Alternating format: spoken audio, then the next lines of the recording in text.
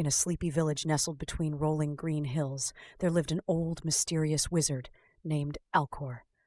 His tower stood at the edge of the forest, its crooked spire pierced through the mist like a needle threading the sky. Alcor was known for many things, turning pumpkins into chariots and summoning storms to water the farmers' fields, but company was not one of them. The wizard lived a solitary life, until one frosty autumn morning when something utterly unexpected happened. A tiny, scruffy kitten appeared at his door.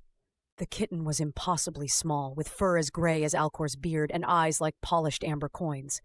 It sat on the wizard's stoop, staring up at him and mewing so persistently that the sound seemed to echo into the very bones of the tower. "What's this?" Alcor muttered to himself, holding the door ajar. "A stray beast? Go back to where you came from!" But the little kitten didn't budge. It tilted its head as if daring the old wizard to refuse its charms. Alcor huffed. He wasn't cruel, but he had no time for frivolities like kittens. His days were consumed with spell books, bubbling cauldrons, and obsession over some ancient prophecy. "Fine," he relented, scooping up the kitten and placing it on a patch of hay in the corner of his study. "But don't break anything!" From that day on, the tiny visitor refused to leave. It pounced on his quills as he scribbled equations and batted at glowing orbs that floated lazily around the study. At first, Alcor was irked by these interruptions, until the kitten began doing something extraordinary. You see, whenever Alcor prepared a spell and stumbled upon a line he couldn't quite perfect, the kitten would trot over, skeptically sniff the ingredients, and tap the precise vial needed with its paw, and every single time the spell would work flawlessly. Potions bubbled with radiance. Incantations leapt off the page with newfound vigor.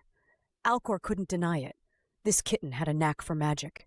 "I must be losing my mind," he grumbled to himself.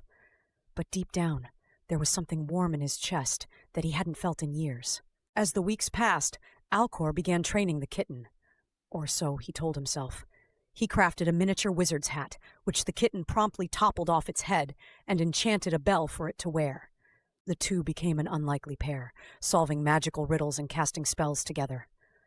Soon, tongues began to wag in the village, tales of a wizard and his magical familiar spreading far and wide. One chilly evening, as the two sat by the fire, the kitten pawed at Alcor's beard playfully. Mused the wizard, stroking the kitten's soft fur. "I suppose even a great wizard like me must admit something. Perhaps not all magic comes from books and scrolls. Some of it comes from a friend." The kitten purred in agreement. And from then on, the wizard's tower was no longer a place of loneliness, but one of warmth, companionship, and just a bit of delightful chaos.